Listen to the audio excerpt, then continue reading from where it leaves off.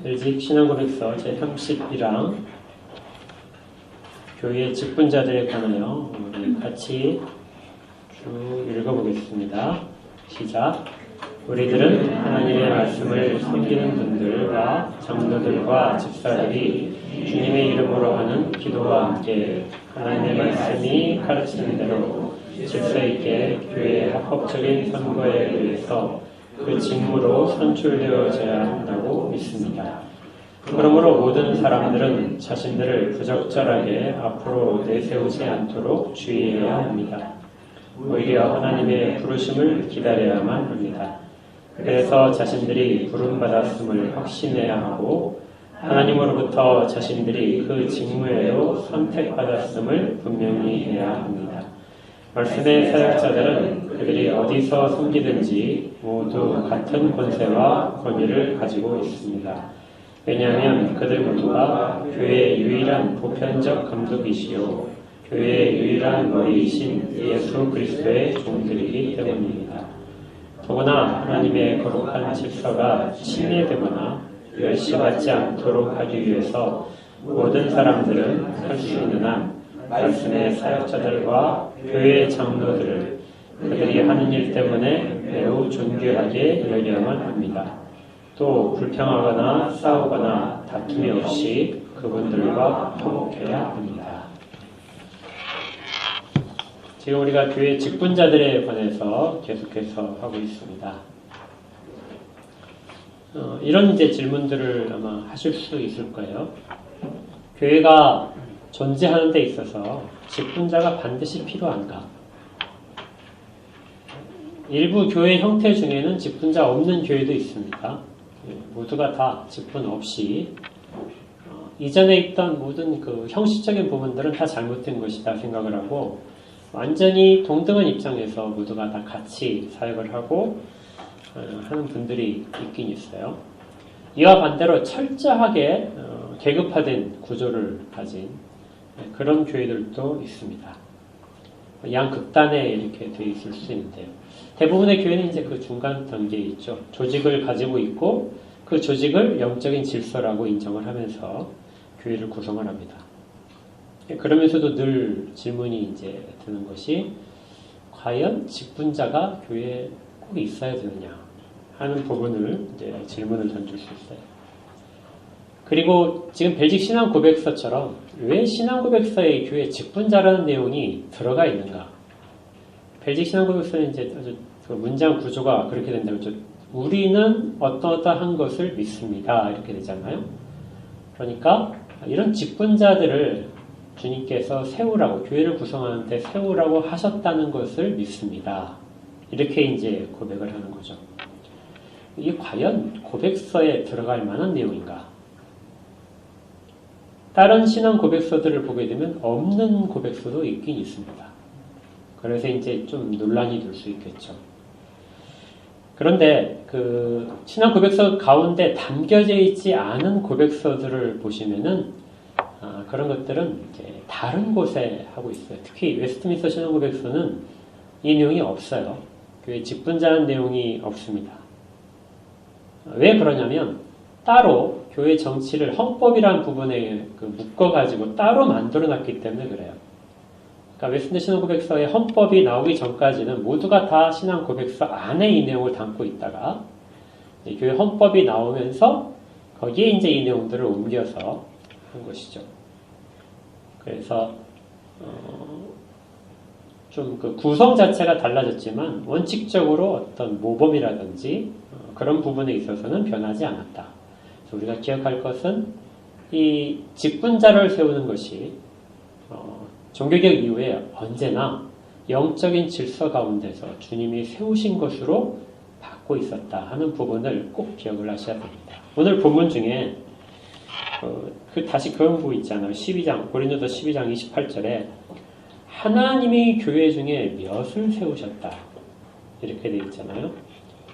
그러니까 이 영적인 질서로 직분자를 세우는 일들은 하나님이 세우신 일들을 교회가 같이 하고 있는 것으로 꼭 그렇게 인정을 하셔야 됩니다. 직분자는 필요 없다 하는 분들은 자기들이 과연 교회를 구성하고 있는지에 대해서 심각하게 고민을 해야 돼요. 왜냐하면 하나님께서는 교회를 세우심에 있어서 교회를 통치하고 보존하는 일에 언제나 사역자를 사용하시기 때문에 그렇습니다. 사역자를 통하여 일을 하시는 것이 하나님의 뜻하신 방법이고요. 그래서 한 번도 이 교회 가운데 지상교회가 존재하는 한 사역자가 없었던 경우는 없습니다. 물론 교회의 규모에 따라서 세워지지 않을 수는 있지만요. 교회는 언제나 다 이렇게 직분자들이 세워져 있는 그것을 늘 소망을 해야 됩니다. 왜냐하면 그것이 주님이 정해주신 질서이기 때문에 그렇죠. 물론 거기에 사용된 직분자들의 호칭은 초대교회 때와 지금이 완전히 동일하진 않다고 했었죠. 그 역할들이 좀 다르지만 우리가 그 용어들을, 호칭들을 지금도 계속해서 쓰는 이유는 그때 있었던 그 영적인 질서를 지금 현대 시대에서도 우리 교회에서도 그렇게 되기를 바라기 때문에 그렇게 사용을 합니다. 이를 통해서 지난주에 살펴봤듯이 참된 종교가 보존되고 참된 교리가 전개되며 악한 사람이 영적으로 고쳐지고 견제되어서 가난한 사람과 고난당하는 모든 사람들이 그들의 필요에 따라서 도움을 얻고 위로를 받을 수 있도록 하기 위함이다. 그래서 이러한 직분자들이 잘 세워져 있는 교회를 조직된 교회다. 이렇게 이제 이야기를 하죠. 그리고 직분자들이 세워지지 않은 교회를 미조직교회다. 이제 우리 교회는, 보이는 교회들은 조직교회와 미조직교회로 나누는데, 우리 교회는 어디에 속합니까? 우리 교회는 아직 미조직교회로 분류가 되죠. 미조직교회라고 해서 교회가 마땅히 해야 될 이런 기능들을 하지 않아도 된다. 이런 면죄부를 받는 게 아니에요. 마땅히 해야 됩니다.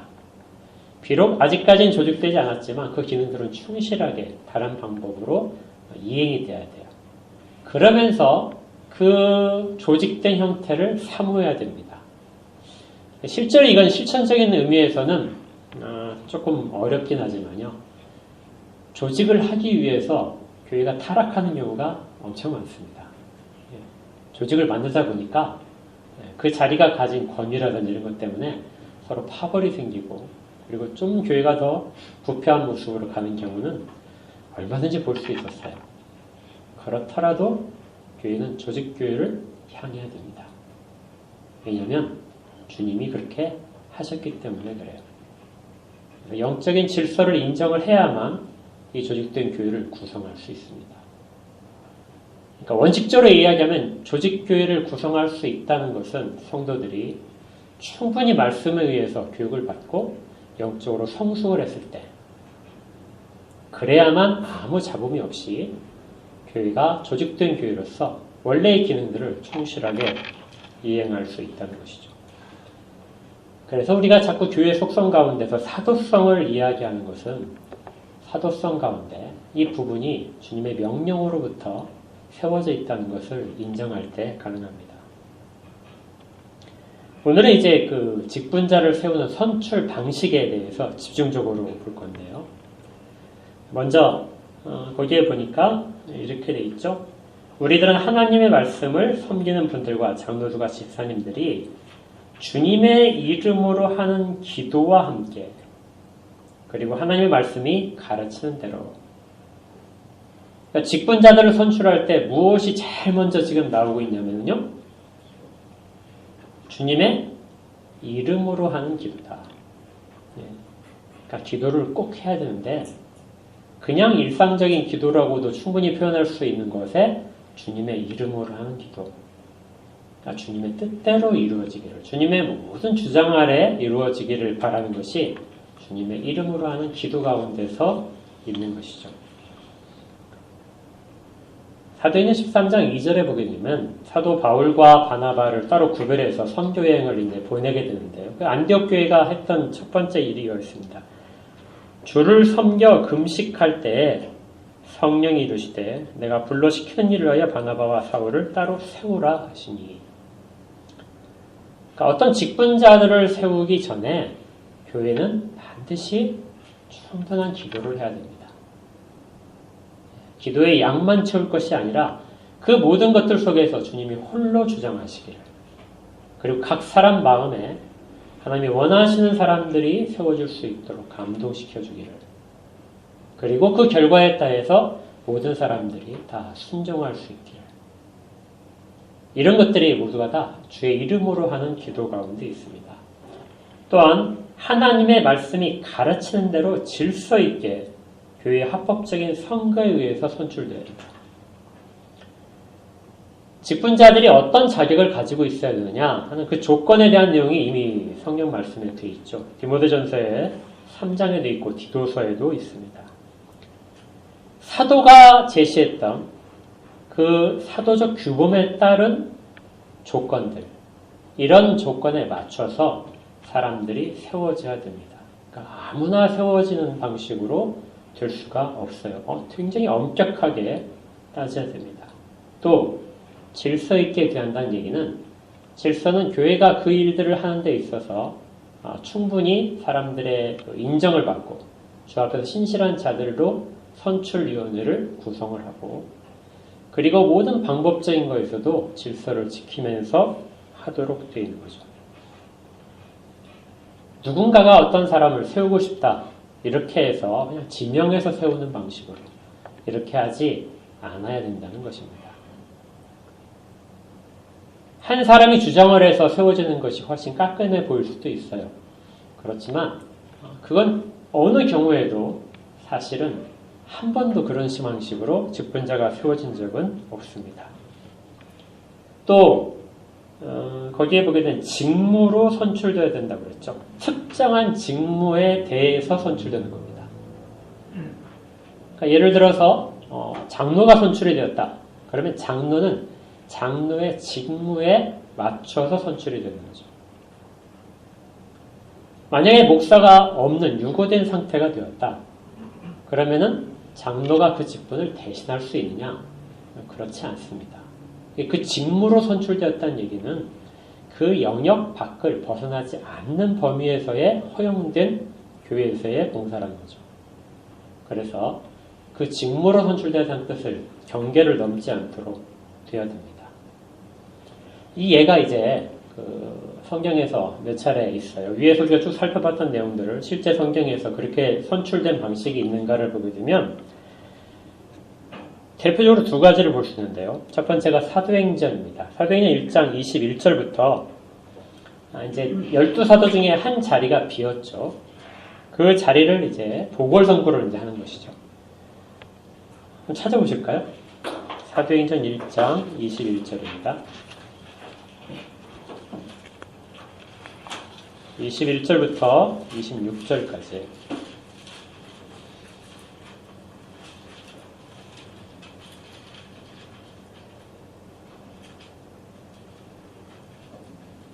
자, 같이 읽겠습니다. 시작.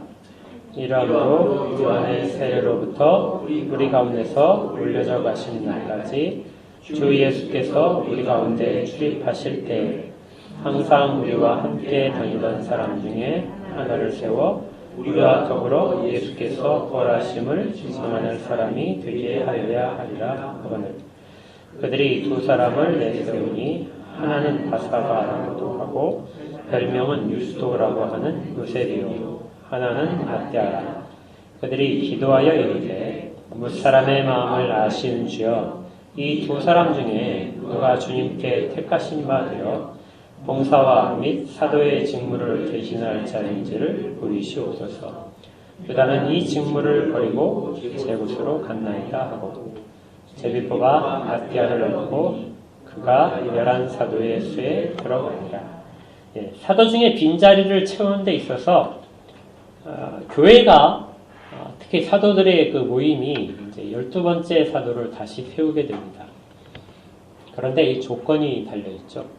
아무나 사도할 수 있는 것이 아니라 우리와 함께 다니던 자들인데요. 그들이 언제부터냐면은 요한의 세례로부터 그리고 주님께서 올려져 가신 날까지 계속해서 예수님과 함께 다녔던 자, 그 중에서 뽑자는 거죠.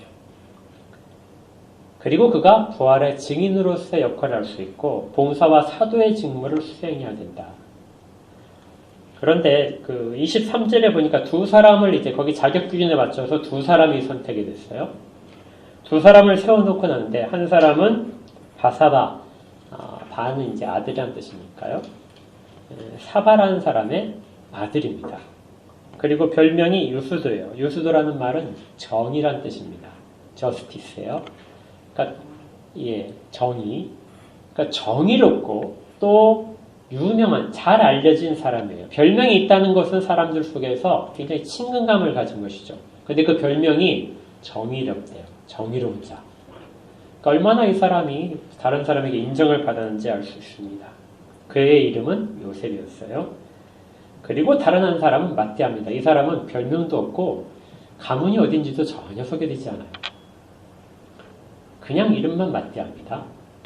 두 사람이 이제 후보로 올라온 거예요. 그러면 이미 사람들의 인식 가운데서 누가 될지는 이제 뻔하죠. 영향력이 있는 사람, 그리고 인정받는 사람이 이 요셉이라는 사람인데 그 사람이 당연히 돼야 될 것 같은데 그렇지 않습니다.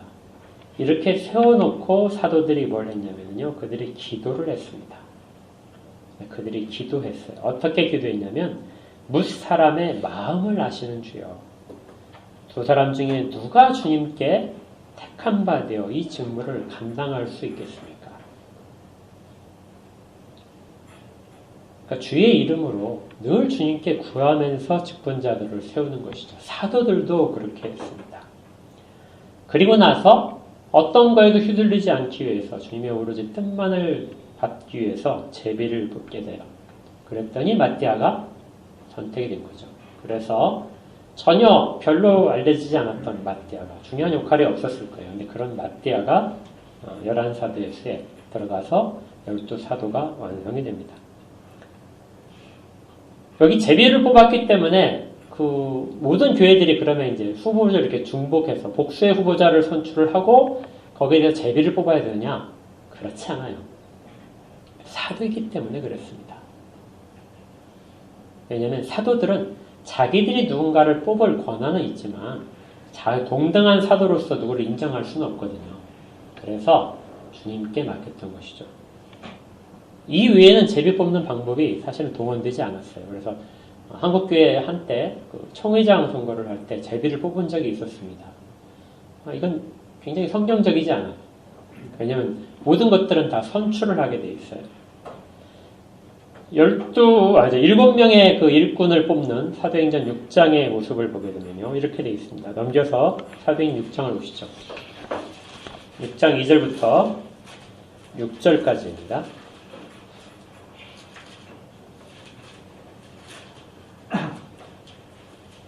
사도행전 6장 2절부터 6절까지 함께 읽겠습니다. 시작.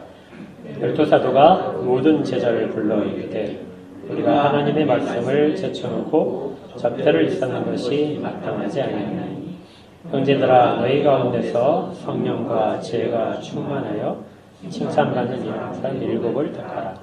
우리가 이 일을 그들에게 맡기고 우리는 오로지 기도하는 일과 말씀 사역에 힘쓰리라 하니 온 무리가 이 말을 기뻐하여 믿음과 성령이 충만한 사람 스데반과 또 빌립과 브로그로와 니가노르와 디몬과 바메나와 유대에 입교했던 안디옥 사람 니골라를 택하여 사도들 앞에 세우니 사도들이 기도하고 그들에게 안수하니라. 여기 제비 뽑기 전혀 나오지 않죠. 사도들이 직접 뽑지도 않았습니다. 그러니까 교회에 모든 제자들의 공동체인 교회에 맡긴 거죠. 너희들이 이런 자격 조건에 합당한 사람들을 선택을 하라. 그리고 그렇게 해서 7사람이 선택이 됐고 사도들은 그들을 위해서 기도하고 안수했을 뿐입니다. 그러니까 적절한 방법, 그리고 합법적인 방법, 그러면서도 늘 기도 속에서 선출을 하는 방법, 이것이 교회가 직분자들을 선출하던 방식이었습니다. 그러니까 지금 현대 교회들은 제비 뽑기를 하면 안 돼요. 원칙적으로 그냥 다 선출을 하셔야 됩니다. 선거를 하셔야 돼요. 그래서 누구누구가 더 좋다 이렇게 하는 것들은 별로 이렇게 바람직하지 않아요. 이제 그 밑에 단락에 보게 되면 직분자들의 이제 어떤 그 자세가 나옵니다. 누가 직분자가 되고 싶은 사람이 있다면은 혹은 직분자를 뽑을 때 어떻게 해야 되는지 경계할 사항들이 나옵니다. 그러므로 모든 사람들은 자신을 부적절하게 앞으로 내세우지 않도록 주의해야 됩니다. 이게 선출 과정에서의 문제예요. 직분자가 되고 싶어하는 사람들이 있습니다. 그렇죠? 직분자가 되고 싶어하는 것은 매우 좋은 일이에요. 왜냐하면 누군가를 위해서 봉사를 할 수 있기 때문이에요. 섬기는 자리이기 때문에 내가 그걸 꼭 하고 싶습니다. 소망하는 마음으로 여기에 자원을 하는 마음이 있어서 하고 싶어 한다는 것은 아주 좋은 일입니다. 그러면서 그 사람이 만약 그 직분을 사모를 한다면 그 직분에 필요한 조건들을 자기가 갖추기 위해서 노력도 해야 되겠죠. 어떤 사람들은 자기는 별로 이렇게 나서지 않으려는 사람이 있어요. 그렇지만 하나님이 주신 은혜로 그 사람이 그런 자격 조건을 어느덧 갖춘 사람들이 있습니다. 그래서 교회가 그 사람을 이제 중복해서 추천을 할 때 추천되는 경우도 있죠. 어떻게든지 간에 이 직분자들은 가장 경계해야 될 것은 그런 일들이 발생을 했을 때 자신들을 부적절하게 앞에 내세우지 않아야 됩니다. 특별히 어떤 사람이냐면 자기가 소망하는 사람들. 정말 직분자가 되고 싶어요. 그런데 그것을 자기가 앞세워서 스스로 자기의 발걸음으로 그것을 막 선출되기 위해서 쉽게 얘기하면 선거운동을 하는 겁니다. 나는 꼭 이걸 하고 싶어. 이게 나의 그 평생 소원이었어. 내가 장로 한번 하는 것이. 심지어 목사들도 그래요. 난 목사하는 것이 꼭 소원이야. 그래서 막 자원하는 마음으로 할 수도 있습니다. 그런데 그가 선출될 때가 하나님의 때가 아닐 수 있죠. 아마 본인도 알 겁니다. 직분에 해당되는 조건들을 쭉 보면서 내가 지금은 때가 아닐 것이다. 그런데 하고 싶은 마음 때문에 자칫 거짓된 곳으로, 과장하는 곳으로 자기의 이력을 숨길 수도 있고요. 더 눈에 보이는 것들을 많이 행함으로써 사람들의 주목을 받고자 하는 그런 경우도 있을 수 있습니다. 심지어 많은 헌금을 교회에 하면서 사람들의 인정을 받고 싶어 할 수도 있어요. 어떤 사람들은 정말 문제가 되는 것은 타당을 조직할 수도 있습니다. 그래서 자기를 지지하는 사람들을 조금 더 많이 모아서 그리고 나를 지지해 주시하고 그렇게 해서 결과적으로 교회가 분열될 수 있는 그런 빌미를 마련하기도 합니다. 제롬이라는 그 교부가 있는데요. 이 제롬이라는 교부가 여기에 대해서 아주 심각하게 경고를 한 부분이 있습니다. 이것은 그 제2 스위스 신앙 고백에서 아주 분명하게 이것을 그냥 인용을 하고 있더라고요. 제롬이 이렇게 경고한 것을 꼭 기억해야 된다 하는 것이죠. 제롬이 이렇게 했어요. 이러한 교회의 권력을 추구하는 당파적 움직임은 악마의 속삭임에 의해서 생긴다. 그러니까 자기는 봉사를 위해서 열망이 막 넘치는데 그걸 하기 위해서 누군가를 누르러야 되고 경쟁자를 눌러야 되고 자기를 내세워야 된다면은 그 속에 악마의 속삭임이 있다. 이렇게 제롬이 경고를 한 것이죠. 그래서 직분을 사모하는 모든 사람들은 하나님의 때를 기다려야 됩니다. 부르시는 때, 부르심을 자기가 확신을 가지고 기다려야 돼요. 그래서 역시 제2 스위스 신앙고백서, 이 여러 신앙고백서 중에서 이 직분자에 대해서 가장 많이 써놓은 그 신앙고백서가 제2 신앙고백서예요. 스위스 신앙고백서. 이게 벨직 신앙고백서보다 불과 몇 년이죠? 5년. 바로 5년 후에 나온 것이고요. 벨직은 네덜란드잖아요. 그 스위스 신앙고백서는 이제 스위스 지역입니다. 그 지역에서 쯔빙글리의 후계자인 블링거가 주도를 해서 만든 신앙고백서예요. 거기는 이 직분자에 대해서 아주 자세하게 써놓고 있어요. 거기에서 사역자는 주님에 의해서 부름을 받아야 되고 또한 주님에 의해서 택함을 받아야 된다. 우리가 보통 주님이 부르신 거에 대해서는 내적 소명이 있고 외적 소명이라는 게 있죠. 자기 안에 그 직분을 소망하는 마음들이 막 싹 트야 돼요. 그러면서 외적 부르심은 사람들이 저 사람은 정말 우리 교회에서 일꾼으로서 섬길 만한 사람이다. 그리고 자격 조건들을 다 갖추고 있다. 이렇게 해서 추천을 받는 경우가 외적인 확증입니다. 그러니까 교회가 추천하는 것을 사실은 거절을 하면 안 돼요.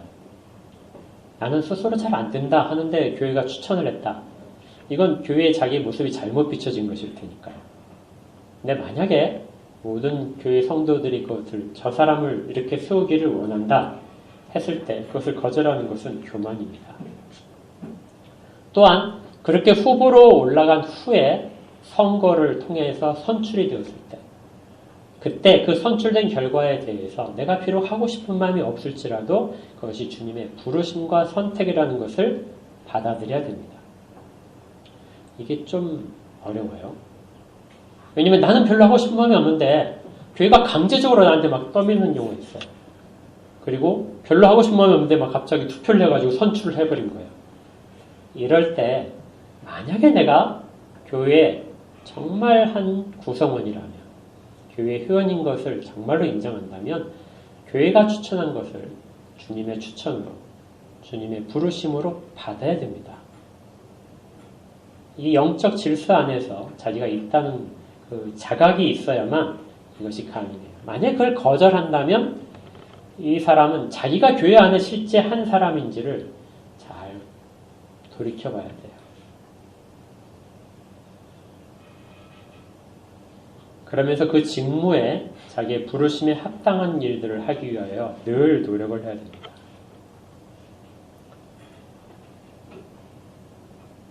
이 과정에서 시험을 당하는 일들이 많이 발생할 텐데요. 그 모든 시험들은 앞에서 벨직 신앙고백서가 주의를 줬듯이 자신들을 부적절하게 앞세우는 데서 시작합니다. 또한 이제 이렇게 해서 선출된 직분자들에 대해서는 권위를 인정을 해야 됩니다. 이 부분도 또 어렵죠. 선출을 했는데 직분자의 권위를 인정하지 않아요. 왜? 나는 지지를 안 했으니까. 역시 이것도 교회의 자기가 한 구성원인지를 스스로 자기에게 물어봐야 됩니다. 주님이 교회 가운데서 주신 방법대로 선출되는 것이기 때문에 거기에 대해서 자기와 맞든지 맞든지 간에 결과에 대해서 순종을 해야 돼요. 이렇게 선출된 모든 직분자들은 그 권위를 인정받고 사람들은 이 직분자에 대해서 존경하는 마음을 가져야 됩니다. 1차적으로 그가 그 일을 잘 하든지 못하든지 간에 교회의 대표로서 선출된 것에 대해서 꼭 존경심을 가져야 되는 거예요. 왜냐하면 그가 교회가 선택한 자이기 때문에 그렇습니다. 그리고 주님이 그를 부르셨기 때문이죠. 또한 이렇게 한 지교회에서 선출받은, 선택받은 그런 그 직분자들은 다른 모든 교회와 비교했을 때 차등이 없습니다. 특히 이제 벨직 신앙고백서는 말씀 사역자들에 대해서 이것들을 더 확실하게 이야기하는데요. 거기 밑에 7번째 줄에 보니까 말씀의 사역자들은 그들이 어디서 섬기든지 모두 같은 권세와 권위를 가지고 있습니다. 말씀 사역자들, 우리가 지금 목사라고 하죠. 목사들은 그가 큰 교회에 있든지 아니면 작은 교회에 있든지 그가 맡은 일이 어떤 대단하게 사람들의 주목을 끌 수 있든지 그렇지 않든지 그가 학력이 아주 많아서 정말 사람들 앞에 많은 책도 쓰고 그렇게 했는 사람일지라도 아니면 정말 학력이 부족해서 할지라도 말씀을 사역자로 세워진 모든 자들은 같은 권세와 권위를 가진다는 것이죠. 이것을 교회의 보편성에 근거를 둡니다. 그래서 우리가 아까 읽었던 고린도서 12장 27절에서도 그 부분이 있어요. 모두가 다 그 일들을 위해서 세워지는 사람은 아니다. 그렇지만 그들은 차별이 없다는 것이죠. 지키기가 매우 어려울 수 있습니다.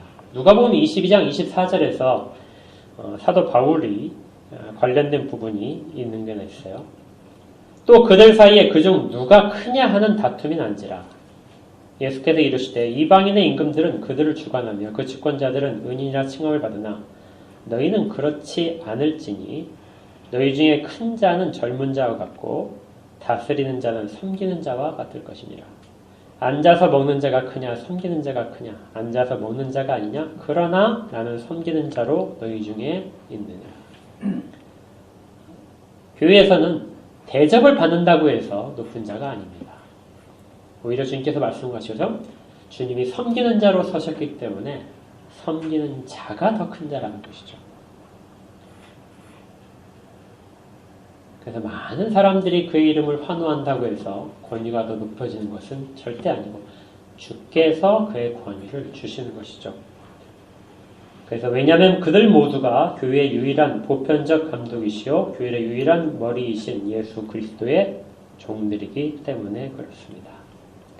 그래서 이 질서를 인정한다면 그 직분자들과 성도들은 모두가 다 화목하기 위해서 노력을 해야 됩니다.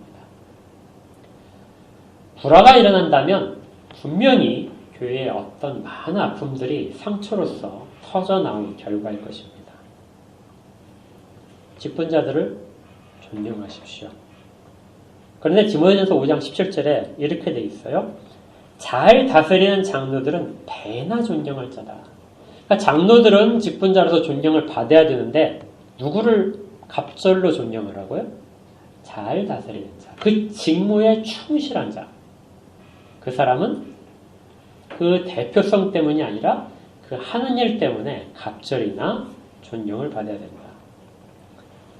그리고 말씀과 가르침에 수고하는 이들에게는 더욱 그리해야 된다. 그러니까 말씀 사역자죠. 목사에 대해서는 더 그래야 된다. 제 입으로 이제 이렇게 얘기하는 것은 조금 그렇지만 성경에서 그렇게 가르치니까요. 말씀 사역자와 그렇지 않은 사람들이 나도 동등하다. 왜냐면은 우리가 그 말을 많이 하는 만인 제사장. 그래서 언제나 다 그 근거를 들어서 뭐 다 똑같지 않느냐. 그렇게 하는 사람이 늘 있어요. 그런데 그렇지 않습니다. 교회의 영적인 질서에 따라서 그렇게 하는 거죠. 또한 이 부분에 있어서 더 구체적인 설명을 하는 것이 18절에 있어요. 성경에 일렀으되 곡식을 밟아 떠는 소의 입에 망을 씌우지 말라 하였고 또 일꾼이 그 싹을 받는 것은 마땅하다 하였느니라. 그러니까 말씀 사역자에 대해서 뭐를 줘야 된다고요? 싹을 줘야 된다. 월급을 줘야 된다는 것입니다. 이것도 좀 반감이 좀 많은 분들이 있어요. 왜 동일하게 봉사자인데 왜 싹을 줘야 되느냐?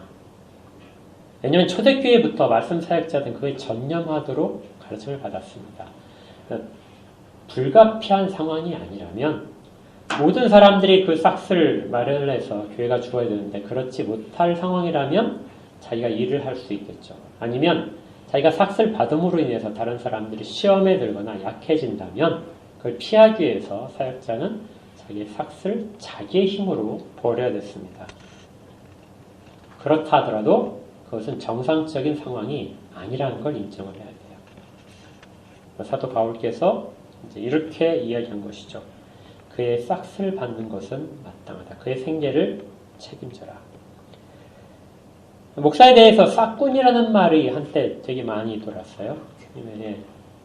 그가 월급을 막 챙기기 위해서 막 노력한다. 물질을 막 탐한다. 이런 것이죠.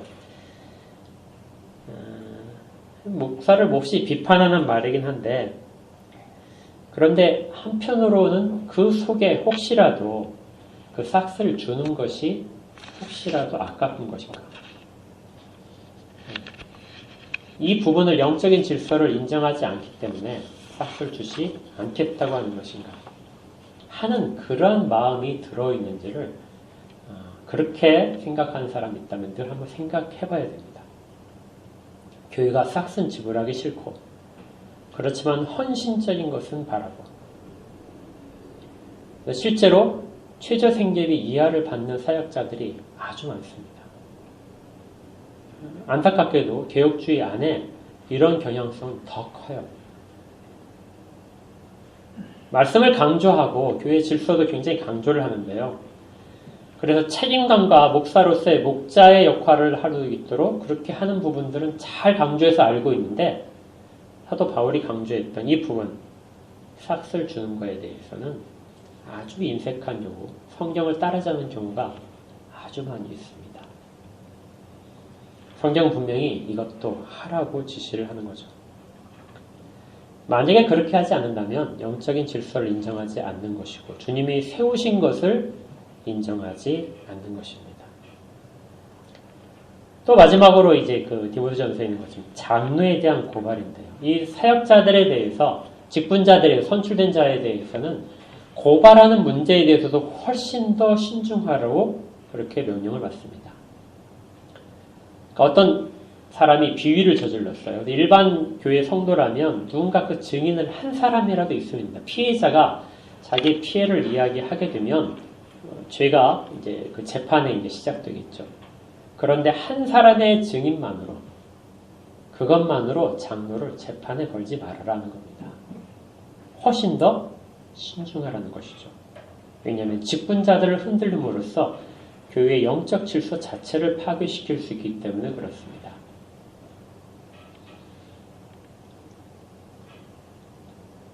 단지 추측만이거나 한 사람의 주장만으로 재판이 성립될 수 없다. 이렇게 한 것입니다. 반드시 이 고발당한 자가, 목회자가 예를 들어서 고발을 당했다면 목회자가 내가 결백하다 하는 증거를 내놓는 것이 아니라 고발한 사람들이 저가 부정하다, 저 그 직무에 합당하지 않다는 증거를 복수의 사람들이 분명한 증거를 내놓으라는 것이죠.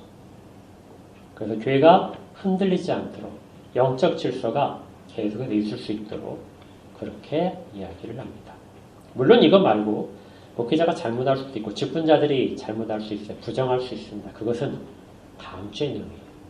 오늘은 직분자들을 세우는 방법에 있어서 교회가 정한 대로 합법적인 절차 그리고 주님이 명하신 대로 해야 되고 거기에 대해서 권위를 충분히 인정을 하라는 것입니다. 마지막으로 이렇게 하다 보게 되면 꼭 반드시 빠지는 함정이 하나가 있어요. 그게 뭐냐면 그렇다면 그 권위를 다 인정을 해야 되니까 그러면 직분자들이 하는 말들은 다 옳다고 받아야 됩니다. 여기에 대해서 반드시 함정이 되겠죠.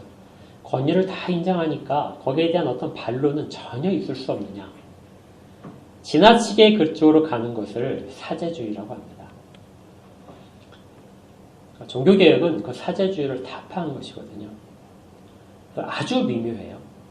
사제주의를 하게 되면 그 권위에 대해서 맹종을 해야 됩니다. 그래서 그 권위를 침해할 수가 전혀 없고 그 입에서 나오는 모든 것들은 주님이 하시는 것과 동일하다고 받는 것이 사제주의죠. 사제주의입니다. 천주교가 그렇게 하죠. 그런데 우리는 권위를 인정하되 사제주의는 아닙니다. 그래서 지나치게 목사님의 말에 대해서 목사님의 권위가 있으니까 마치 그것이 구원을 결정하는 것처럼 그렇게 말한다면 더 잘못된 것이죠. 그렇게 하지 않아야 됩니다. 그러니까 미묘한 차이를 잘 틈을 늘 간직을 해야 돼요. 이제 마지막으로 이렇게 잘 하니까 사람들이 이제 어떤 마음이 드냐면요. 안 하고 싶어. 자원하는 사람이 없어요. 실제로 그런 일이 많이 일어나요. 자원하는 사람이 없어요. 특히 작은 규모의 교회에서는 자원하는 사람들이 없어요. 어떤 봉사직을 해야 되는데 아무도 자원을 안 합니다.